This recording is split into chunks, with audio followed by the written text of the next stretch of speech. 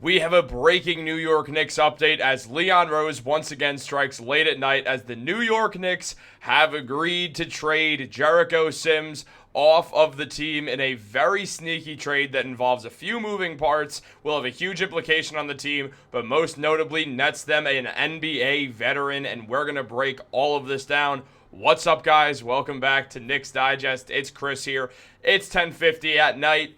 As always, Leon Rose decides to do these trades late at night, so here we are once again, just like the Mikal Bridges trade and just like the Karl-Anthony Towns trade as well. Now, we have the JERICHO Sims trade. I'm not going to make you guys wait around to see the details. As mentioned by Shams, who revealed this, the New York Knicks are trading JERICHO Sims to the Milwaukee Bucks as part of the Bucks Washington Wizards Kyle Kuzma Chris Middleton deal. Sources tell ESPN the Bucks are sending Delon Wright and cash considerations to the New York Knicks for Sims. Now, I almost did say cashes if you heard me, but look.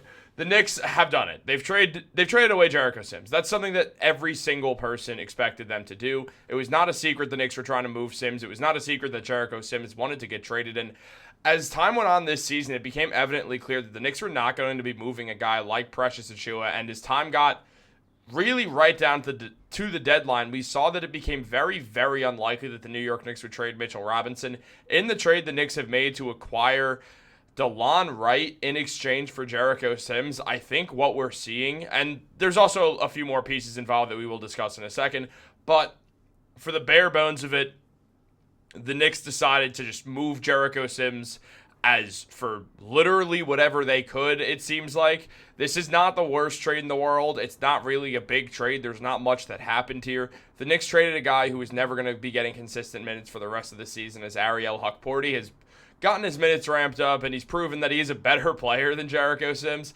So now that we've seen all that, we know where the New York Knicks stand, and it's they wanted JERICHO Sims off this team for whatever it took. And it seems like there weren't too many bites on teams wanting the JERICHO Sims experience.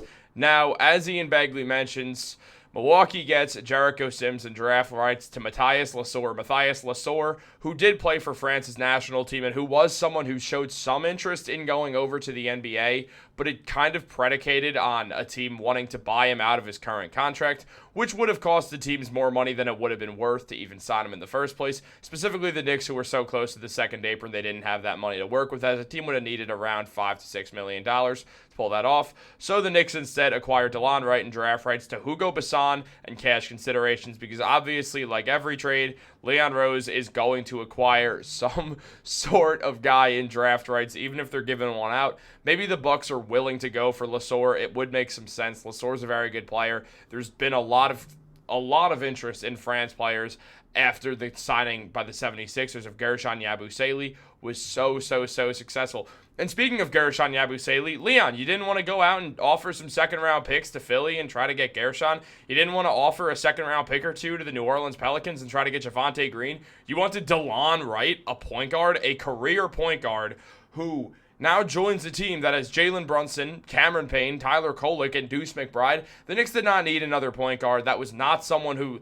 It just was not a position of need. It was the position they needed the least of, and they went out, and that's what they get. They thin out their center depth a little bit, but it does force them to play Ariel Hukporti for a bit, which does make me happy. Look, I don't like this trade, if I'm being completely honest with you guys. I'm not going to front.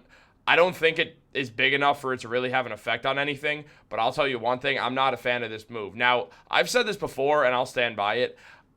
It's gotten to the point where Leon Rose has been right so many times. He's made some mistakes. Drafting Obi Toppin at 8th overall, that was a mistake. Trading for Cameron Reddish, that was a mistake. However, that trading of Cameron Reddish did lead to the New York Knicks trading for Josh Hart. So we cleaned up after that mistake, which is important to note.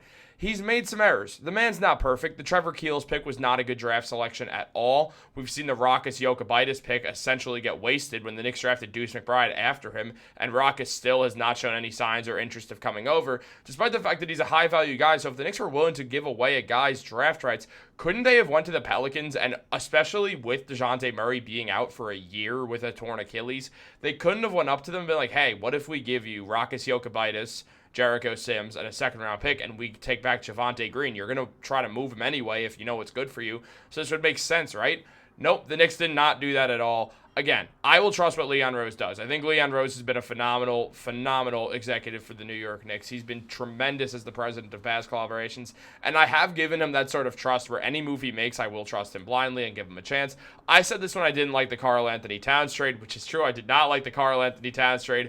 Some of you may have seen that video I made of me not liking the Karl-Anthony Towns trade when I was out in public. However, clearly, I was wrong about that one, and there's a good chance I could be wrong about this one as well. It's a move that's definitely interesting to Knicks fans because you see something that they had this guy who they could have moved for a different minimum contract, and instead they move him for an old point guard whose numbers, make me want to throw up. Like, no offense to Delon Wright, and yeah, he's 6'5", maybe you could stick him at small forward or make him a wing or something, but the man's putting up 2.5 points, 2 rebounds, and 2 assists per game while shooting 27% from the field and 24% from 3. The man is past his prime by a long shot, and now the Knicks pick up a pick that's absolutely useless to them if you ask me. Look, on top of this, the Knicks did get some stuff going for them. They free up the ever so slightest bit of cap space, but it really is going to have absolutely no effect whatsoever if we're being honest here. On top of that, the Knicks cap situation is going to stay basically the same. They're still a little over $500,000 away from the second apron, so they couldn't even trade JERICHO Sims to where they would have freed up that $2 million. They just take back another minimum contract of a guy that nobody wants unless the Knicks are pretty damn sure they could flip Delon Wright tomorrow during the trade deadline or later tonight. We're now what, 15 hours, 16 hours away from the NBA trade deadline? Come on, man. Like, unless you're going to flip Wright in that amount of time, it just doesn't feel like a trade that had any point to it at all. You couldn't get any protections off your picks. You couldn't even get a second-round pick. You get cash considerations, and cash considerations, in case you guys are wondering, mean absolutely nothing. What Leon Rose did here was acquire basically just a different minimum contract that nobody wanted, and the cash considerations don't do anything. They don't affect the salary cap, so the Knicks don't have more money to work with. They just have more money in their organization that they could use for trades. The most times that we see cash considerations get used are when people buy draft picks at the end of the second round. The Toronto Raptors did it with the 57th overall pick and picked a guy who they do like, and sometimes cash considerations, they get moved in trades like this, and we're seeing this. Look, Brock Aller, the New York Knicks salary cap specialist, if they're getting cash considerations, I would imagine he sees some loophole that he wants to use with it, as the man has been excelling at finding loopholes. So there is that to think about. There's probably a lot going on behind the scenes, which makes the Knicks think that this move makes sense for them in one way or another. And we'll see if that happens over the rest of the trade deadline, or if it doesn't. Meanwhile, the New York Knicks trade away JERICHO Sims, a longtime player for this team, who now will be moving on to a team that he does fit on, honestly. They throw a lot of lobs there. The Bucks needed an athletic big man. I'm aware they had Giannis, but they do need another one. JERICHO plays better when there's a second big man on the floor, and now he's on a team with Brook Lopez, Giannis Antetokounmpo, and Bobby Portis. So he's in situations where he honestly fits pretty darn well in this situation if he could play the 4 or something, which he does like playing. So I'm hoping that JERICHO Sims' career works out with the Milwaukee Bucks. I'm hoping he continues his NBA career. I'll be honest, I'm rooting for JERICHO Sims. I'm rooting for Delon Wright as well. Don't get me wrong. I'm not rooting for him. I have a lot of fear about it. Now, JERICHO Sims this season has not been particularly great, making him not an easy trade or not a high-level trade asset. Man's putting up 1.5 points per game, 3 rebounds, shooting 61% from the field, and having a 10 PER. It's nothing special, guys. I see why there weren't teams lining up, but there was a multitude of teams like the Los Angeles Lakers and Clippers, like the New Orleans Pelicans, like the Houston Rockets, who all had interest in Sims. This was the best you could do? It just feels like there's either something going on behind the scenes that no one has been made aware of yet, because the Knicks are very good at keeping things secretive, or it's just some nothing move because the Knicks really couldn't get anything for Sims whatsoever. So maybe it's one of those two. I am really curious to see if another move happens. I wouldn't be shocked if this is it. The Knicks were not expected to have a very loud trade deadline unless Mitchell Robinson got moved, with Jonas Valanciunas getting traded to the Sacramento Kings. He's the only big man who it seemed realistic the Knicks would trade for. And now the Knicks are one less big man and one more point guard, or really just guard, added onto the team. So I'd be stunned if Mitchell Robinson gets traded, if I'm being honest. I don't think he's going to at all. I think this is the team we're going to see for the rest of the season, unless the Knicks turn around tomorrow and flip Delon Wright. And I'm actually just going to check my phone real quick. Nope, nothing's happened. Because maybe just there was some world where They already did it. But look for Delon Wright to get flipped tomorrow. I'm not saying it's going to happen, but I'm saying that's probably the Knicks' best chance at a trade tomorrow. And I will be here to let you guys know it. I'll be watching the trade deadline like a hawk all throughout 3:30 p.m. because some trades do get efficient. They get finalized after, even though they're already done. They just need to be sent to the trade office and all that stuff.